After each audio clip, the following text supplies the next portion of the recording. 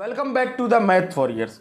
कई बच्चे नई शिक्षक भर्ती पर बार बार बोल रहे हैं कि सर आप कई दिनों से बोल नहीं रहे।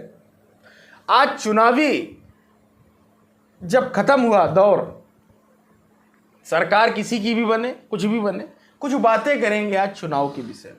मैं बहुत कम बोलता हूँ, राजनीतिक मुद्दों से थोड़ा सा दूरी रखता हूँ, ठीक है। उसका एक कारण ये भी है कि राजनीति हमारे आपस में मनमुटाव कर देती है, ये सच्चाई है। लोग समाज में आज भी जातिगत और उस तरीके से बटे हुए हैं, ये भी एक कड़वी सच्चाई है। अब हम समझते हैं कि चुनाव में हुआ क्या। असली खेल जो खेला है वो उत्तर प्रदेश से खेला गया। जो सीटें 71 थी एक बार, आज वो कहां पर आ सिमटी हैं। अयोध्या, चित्रकूट, कई ऐसी सीटें हैं जो जीतनी चाहिए थी बीजेपी को, नहीं जीती, और उसकी दम पर ये पूरे भारत में वोट मांगा है। अयोध्या जो जय श्री राम की नगरी, उस पर वोट मांगते रहे कि जो राम को लाए हैं हम उनको लाएंगे, लेकिन खुद की सीट नहीं बचा पाए, अयोध्या की ही। क्या कारण रहे?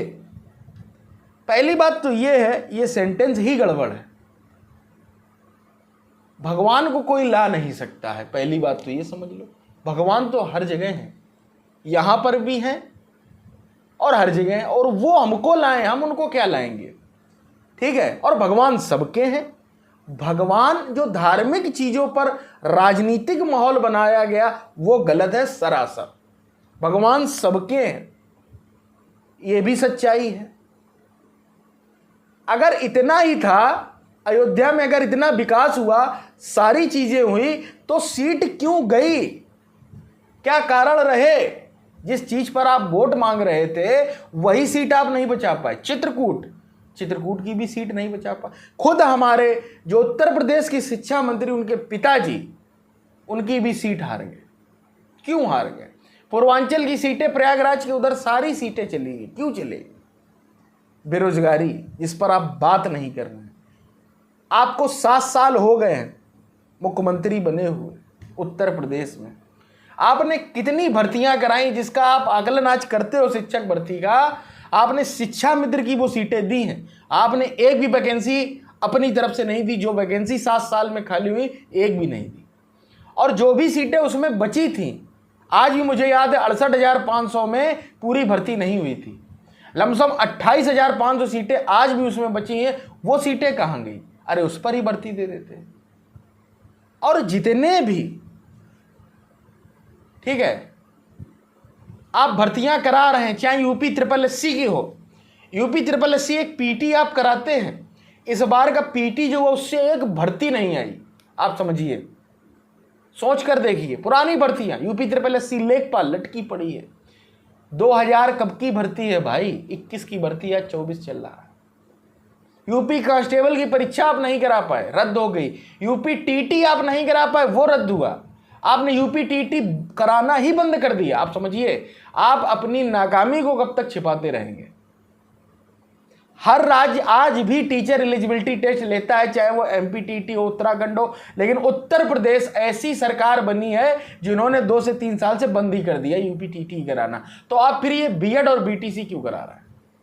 बंद कर दीजिए ये भी। जब आप शिक्षक पात्रता परीक्षा ही नहीं लेंगे तो क्यों ये सब करा रहे हैं? या आप बोल दीजिए कि सीधे मैं कराऊंगा ही नहीं, सीधे आप सीटेट पास करिए, बात खत्म करिए। तो क्या है, उत्तर प्रदेश इसका इस बार केंद्र रहा, ठीक है। युवाओं ने बढ़ चढ़कर हिस्सा लिया और बहुत अच्छा है।